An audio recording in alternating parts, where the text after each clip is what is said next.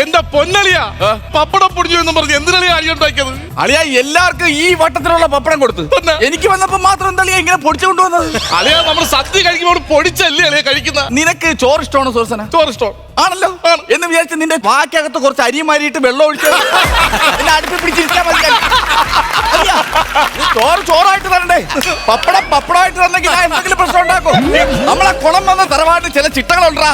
ചിട്ടള കാര്യമൊന്നും പറയണ്ട. എന്ത് ഇവിടെ ഇത്രയും ബഹളം അടി നടന്ന സമയത്ത് നിങ്ങൾ സ്വന്തം ഭാര്യ ആ പുളുങ്കറി വീണപ്പോഴത്തേക്ക് അത് മൈൻഡ് ചെയ്യാതെ രസത്തിൽ വീണ നിങ്ങൾ അമ്മ രക്ഷിച്ച പുള്ളിയാണ് നിങ്ങൾ. സുദർശന, പുളുങ്കറി വീണ എന്റെ ഭാര്യ രക്ഷിക്കാൻ 1000 കൈ വരും.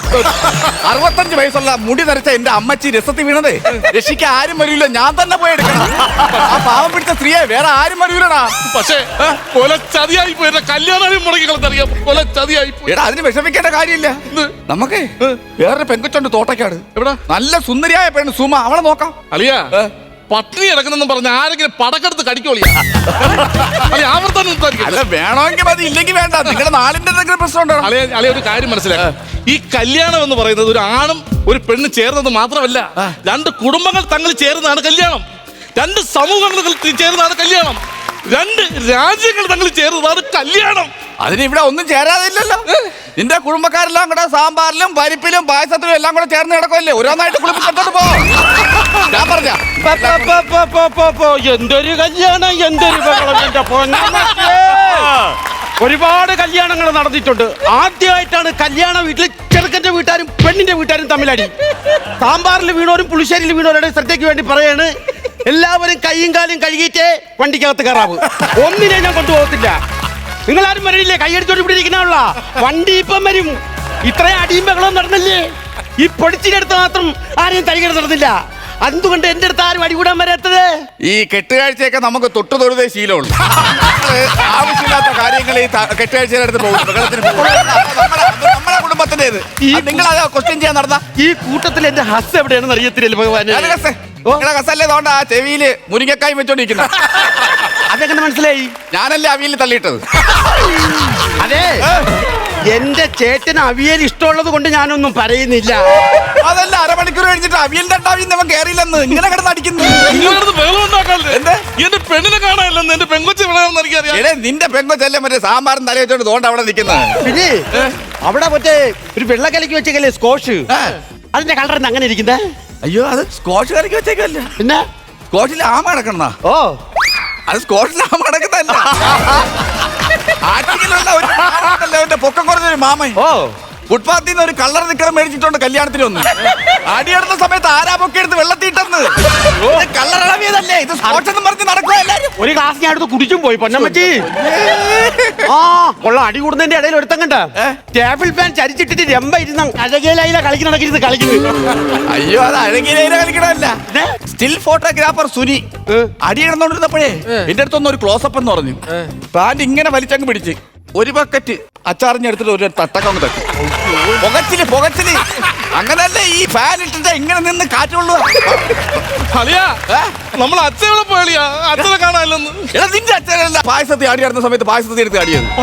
പിന്നെ അത് കേട്ടോണ്ട് അമ്മ ആറ്റൂരത്തിന്റെ പ്രവേശത്തോടി. അച്ചോ, അതെന്തൊരു സ്ത്രീയാണത്. സ്വന്തം ഭർത്താവ് പായസത്തിൽ കിടക്കുമ്പം രക്ഷപ്പെടുത്താതെ ഓടിയത് എന്തൊരു സ്ത്രീ. ഇതേ ചോദ്യം ഞാൻ എടുത്ത് ചോദിച്ചെന്ന്. അപ്പൊ എവന്റെ അമ്മ പറയണേ, അടി പിടിച്ചൊന്നും എനിക്ക് വേണ്ടേന്ന് പറഞ്ഞ് ഓടിക്കണം. അമ്മക്ക് പറയാൻ പറ്റും ഓരോ കാര്യങ്ങൾ. ഇത് എന്തൊരു തറവാടാണിത്, വിദ്യാഭ്യാസം ഇല്ലാത്തൊരു തറവാട്. ഈ കല്യാണാലോചന വന്നപ്പോഴേ ഞങ്ങൾ പറഞ്ഞു ഇതിവിടെ നടക്കത്തില്ല എന്ന്. സംഭവം എന്താണെന്നറിയാമോ? ഇവിടെ നടക്കുന്ന ബഹളങ്ങൾ മൊത്തവും നമ്മൾ CCTV ക്യാമറയിലും മറ്റതിലും കണ്ടു. ഞങ്ങൾ ഈ തല്ലിന്റെ കേസ് കോടതിയിൽ കൊടുക്കും. ഇത് മാരേജ് ആക്ട് പ്രകാരം സെക്ഷൻ 3421, സെക്ഷൻ 3461 ഇങ്ങനെയുള്ള കേസുകളായിട്ട് മാറും.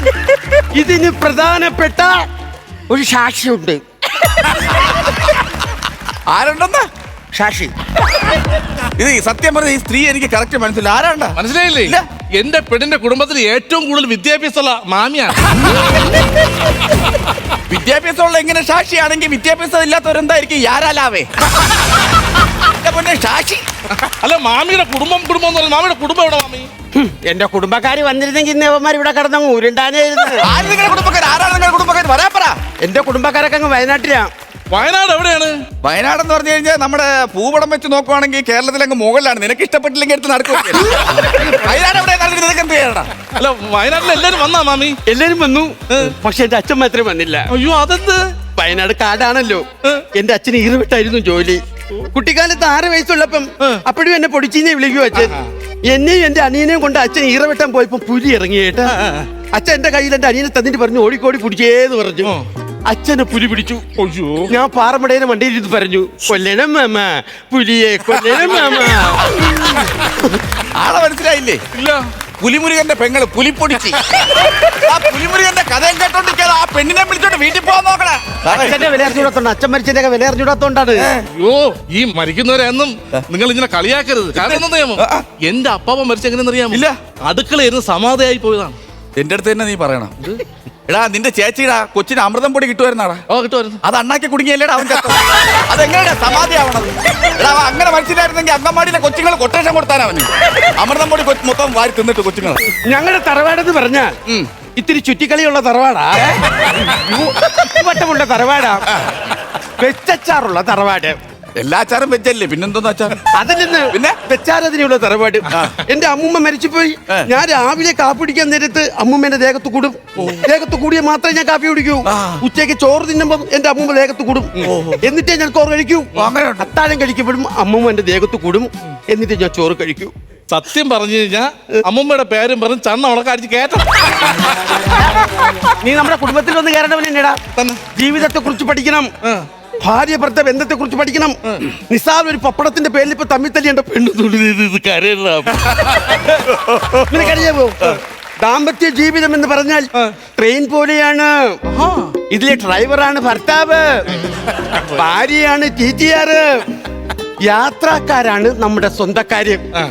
ഈ സ്വന്തക്കാരും TTR അറിയാതെ ഇതിലോട്ട് കള്ളവണ്ടി കയറാൻ ആള് കയറും. ഇത് പക്ഷേ ഫ്രണ്ടിൽ ഇരുന്ന് വണ്ടി ഓടിക്കുന്ന ഡ്രൈവർ അറിയില്ല. അത് നിങ്ങളുടെ വീടിന്റെ ആ ഭാഗത്തുള്ള ട്രെയിൻ, നമ്മുടെ വീട്ടിലെ ട്രെയിൻ, നമ്മുടെ വീടിന്റെ അടുത്തൊക്കെയുള്ള ട്രെയിനില്ലേ ഒരു കരിയിലറങ്ങി അപ്പൊ ഞാൻ പൊക്കും. ഫ്ലവേഴ്സ് സ്മാർട്ട് ഷോ ശനി ഞായർ ദിവസങ്ങളിൽ രാത്രി 9:30 ഫ്ലവേഴ്സിൽ.